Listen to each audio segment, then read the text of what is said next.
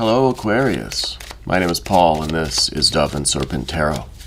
This is going to be a general reading, so try to be open and receptive to whatever may come through during our time together. I am merely the messenger, and I ask that you connect directly with each of these cards and use your own intuition to take you beyond the details that I might provide. And if there is anything you need me to pray over or meditate upon or send positive energy toward, please let me know. All right? And remember, Aquarius, that the most important part of any tarot reading is you. And here's a Queen of Wands. It's very, very energetic type of energy right now. Very powerful, almost forceful feeling. Let's see what's going on. Oh gosh. There might be some kind of a competition going on right now. There's this feeling that these two are kind of butting heads, right? There's some friction. Oh gosh, a lot of fire energy here. Okay. Well, but we're kind of saved on the path of the serpent a little bit. We've got the nice Three of Cups. We've got the star energy, which, you know, Aquarius, we got to ring the bell. This is your power card, right? This is the star. This is the card that rules the sign of Aquarius, right? And this is good news, all right? Let's select our mystery card, bonus card, confirmation card. This is one card randomly selected from the Smith-Waite Tarot. We'll put it right here. We'll put Alien Simon Wark Ripley right there on top. Now, we're not going to look at that card until the very end, all right? And we'll see how that might tie everything together and give us the confirmation that we need. But we're also doing something a little bit different. If at any point during the reading you get an idea, a sense, a feeling of what that card is, I want you to put your prediction down in the comment section of this video. Okay? I want to see if we can collectively raise our vibrations, tap into spirit, into source, and start discerning that mystery card together. Okay? But first, let's see what we have. It's kind of wild. The only major arcana card we have is this star card, which is you, which is your spiritual energy, right? Your soul, essentially. Okay? So, we've got a lot of this conflict here between these two. A lot of fire energy up here. We've got some water down here. We've got some air here. And then we've got our earth energy. The earth, now this is what we want. In the end of the energy, at the end of the day, we want the Ten of Pentacles. This is the picture of your best life. We want everything to really be successful and lucrative and profitable and in whatever way that happens, right? And in whatever this looks like, that's what we want. Okay? But there is this idea here that I'm feeling with these four fire cards. I'm feeling like there is some kind of competition going. I think you're feeling very invigorated, first of all. I think that because of this fire energy, that you might be feeling particularly enthusiastic, invigorated, and maybe this is leading to a little bit of competition. Competition, I think, is with this other fire energy, which could be a Leo person in your life. But I feel like there's competition because one of you is kind of operating from intuition, right, from feeling, and the other one is operating from logic, from intellect, from rational weighing of the pros and cons. And I don't think one is more correct than the other, but there's this kind of competition where maybe you feel like you're being guided by your soul, your intuition, God, Goddess, Deity, universal mind, universal energy, guardian angels, spirit guides, ancestors, whatever you want to call it. And this other is very rational, right? Skeptical even. So there's kind of a competition here. I don't know if this is maybe two parts of yourself Maybe it's competition between your own heart and mind, thinking and feeling functions. Okay? Whatever is going on, though, I feel like we need to kind of wrap it up before it really goes too far. And what I mean by that is going from this 4 of Swords at the bottom. This is kind of this is, in you, with, inside, that you've got to just get this thing settled. You've got to calm things down. We need a resolution to this conflict, this competition, perhaps. I think it's really a type of competition or a type of duality here, type of duel, that has the potential to really put a delay on things. And we might find ourselves all the way in this 8 of Swords. We don't want to get there. Okay, this is the outcome that we really don't want. But if things keep going the way they're going, well, this is what we're going to get. Right? If we don't nip this thing in the bud right now, this 4 is going to become an 8. And once we get to an 8, there's no getting out of it. And we're tangled up, right?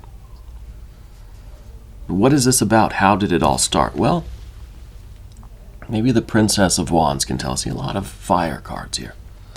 This, I think, this was the original inspiration. It happened yesterday, right? Or in the past. This was the idea to do something. You had the light bulb, the great idea. And I think it was, at the beginning, it was very simple. It was great idea, and we're going to do it. Hey, I've got this great idea. Let's do the idea. Okay, perfect. Right, that's all there is to it. Very simple. But in actual practice and development of this idea, we can't just go from fire to earth. I would like to. If you're a follower of the channel, you know that I love going from fire to earth, from the will, from the idea, to manifestation and implementation. Fire to earth. Boom. Immediately. One simple act of creation. Doesn't work like that down here on this human existence, right? We've got to go through the water and the air, the thinking and the feeling.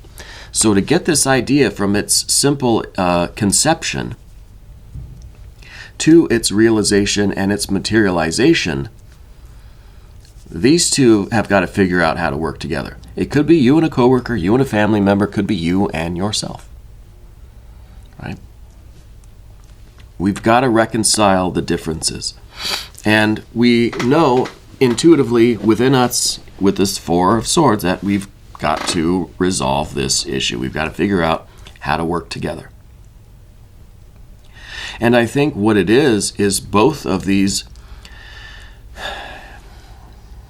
entities maybe. Both of these kind of are resenting the interference from the other. The heart gets upset when the mind starts interfering with things. And the reverse is true. Our mind starts getting upset when there's a break in our logical thought process by some feeling that comes up and tries to take charge. So there's a little bit of resentment on both sides. How do we reconcile this? That's the problem here. But we need to. Here is that 4 of Wands. It's at the top. This is the ideal implementation of both, right? This is Venus and Aries, right? This is the ram and the dove. And in some ways, this represents the uniting of the duality into a working system. How can we implement both ideas, both approaches, into one working system, one working machine, right? This is our ideal. This is what we need. We need to figure out a way to get both of these working in harmony, and this wheel will turn. And what are we generating? Well, coin, right? Best life scenario, picture of your best life. We're generating the success. This is the finished product, whatever it is in your situation. Okay? We've got to get there. We've got to figure out how Venus and Aries, how the ram and the dove can work together, right? To create, it's a union of opposites, kind of like a dove and a serpent, right? How do we put them together so that they are a functioning whole? So they're not fighting and competing, right? They're not just conflicting. Well, let's go through the rest of the cards. 3 of Cups here. It's Mercury in Cancer. There's a couple of things about this card. The Mercury aspect, I feel like there's communication, there's organization, there's a plan, there's a structure here. There's a nervous system. And it's one of acceptance, it's one of nurturing, it's one of appreciation and gratitude. It could be really that, it could be that simple with this card. It could be the expression of love and gratitude, right? Kill them with kindness kind of thing. Because the 3 of Cups is about celebration. So maybe it's about celebrating the differences. Maybe it's about realizing and appreciating the fact that this seeming opposite, but see, therein lies the mystery or the secret. Because it may feel like the air and the water, because, right, this is the prince, this is the queen, so it's air and it's water. It may seem like the head and the heart are in competition, that they're fighting, right, that they are opposites. But they're not, because they're both in the suit of fire. So they both have the same aspiration, the same desires, the same creativity, the same goal in mind. So the difference really is not much of a difference at all. It's the same goal, just a different path leading up the mountain, let's say. Right? One of you want to take the north pass, the other wants to take the southern route.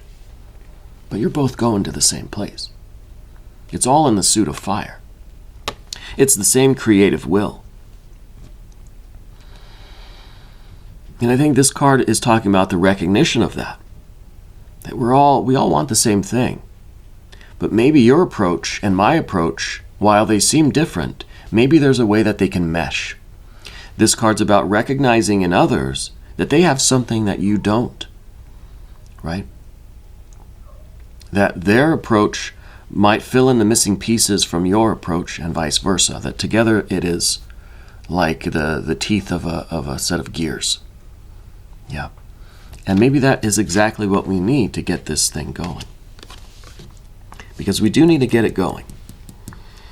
The environment here says it's time to start the machine up. It's time to get this thing running. It's time to take the first step. It's time to start materializing something. We get stuck here. These siblings, let's say, are fighting and nothing is getting done. Something needs, I want to see, it's like when I come home, I want to see that something was done.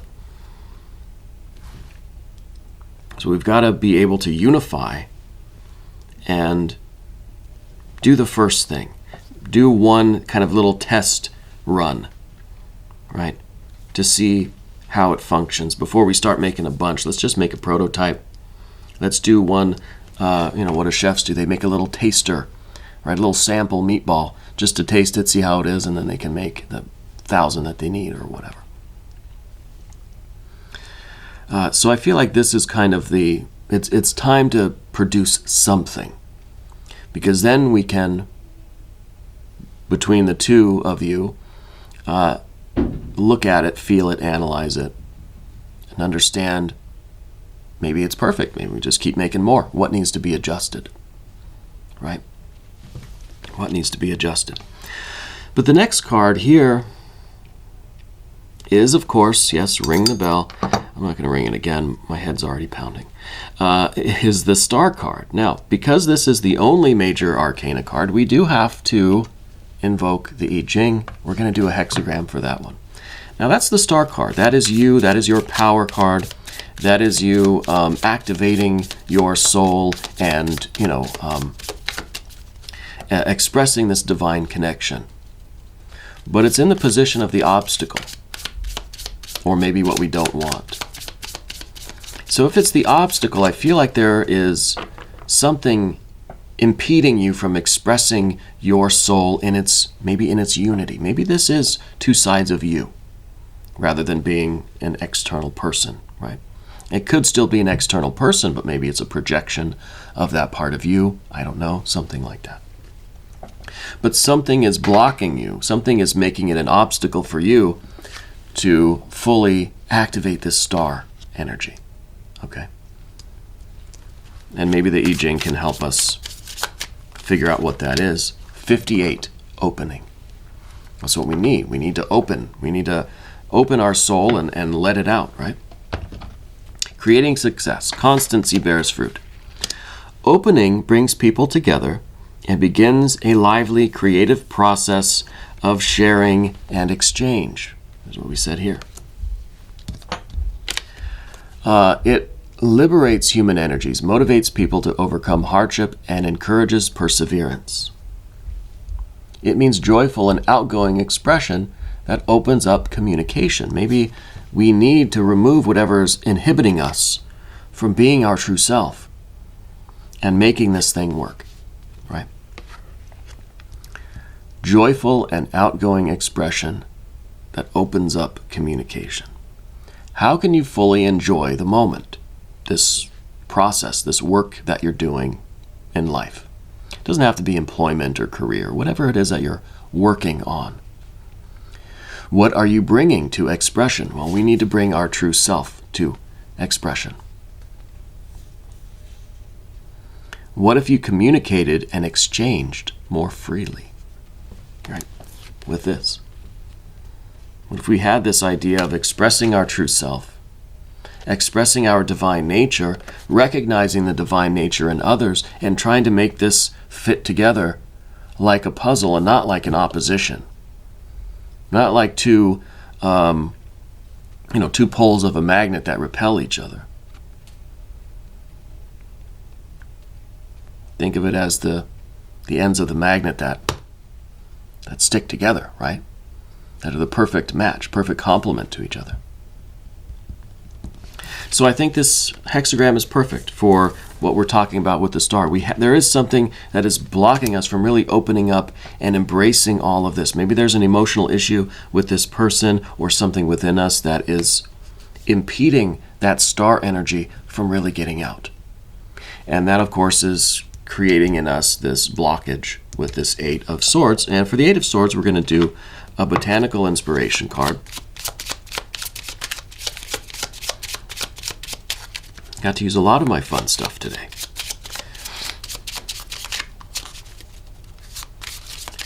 So this is hopefully going to give us some kind of path through that Eight of Swords. Youthful love.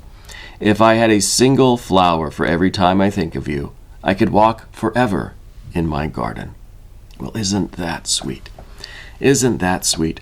And it's kind of cool because it brings us back to the Three of Cups again. This idea of love, right? Mercury in Cancer. It is this expression, being open, expressing your love and appreciation and gratitude to this other person, even if it is a different side of you, right?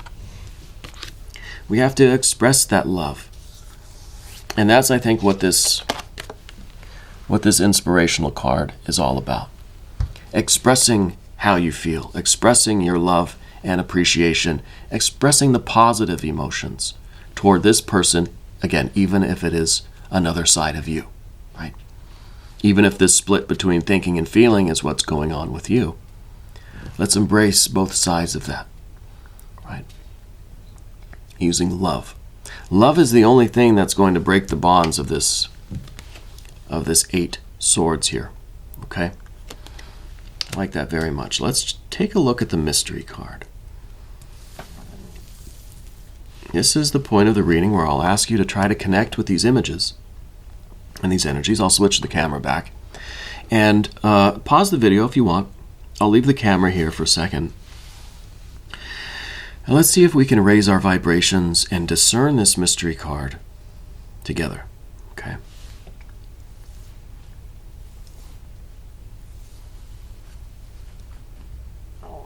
Now, what I'm feeling is, I'm kind of feeling like a tower moment here. I'm kind of feeling as if that blockage just needs the force to kind of get through.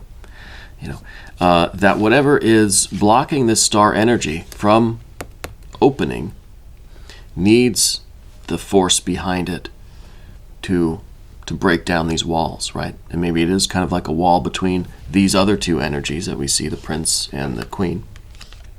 Maybe there is a wall here, and that wall needs breaking down. The other option, I think, is the death card. Rather than it being a forceful breaking down of the wall, it's kind of a steady, gradual letting go of whatever is kind of blocking us. Maybe it's pride, maybe it's, I don't know, whatever. If there's a past, if there's a history there, letting go slowly of whatever is impeding our progress, whatever is impeding this star from opening. Right? Our soul from coming out and being expressed and fully embracing the situation and taking full advantage, getting to our 10 of Pentacles. So either Tower or Death card, I think. Right? Yeah, the Death card. So it's not an explosion. It's not a tearing down of a wall. It's a letting go of whatever wall we were holding up. Yeah. It's a letting go. Maybe it's a forgiveness. Maybe there's something that happened that has created this kind of conflict or this animosity. It needs to be let go of because it's impeding progress. Not because you're wrong or they're wrong or whatever, but just because it's interfering with things. It's doing more harm than good to have this wall up. So maybe we need to consider what we need to let go of. Okay? Anyway, we're going to do an extended reading. If you want to stick around, Aquarius, click either above or below in the video description. New readings for Aquarius, Monday and Thursday, 6 a.m. Chicago time. Subscribe to the channel, hit the notification bell, hit the like button, leave a comment, all that good stuff. I appreciate it. I want you to remember, Aquarius, that you are the most important part of Dove and Serpent Tarot. I thank you and I love you, and we are all in this together.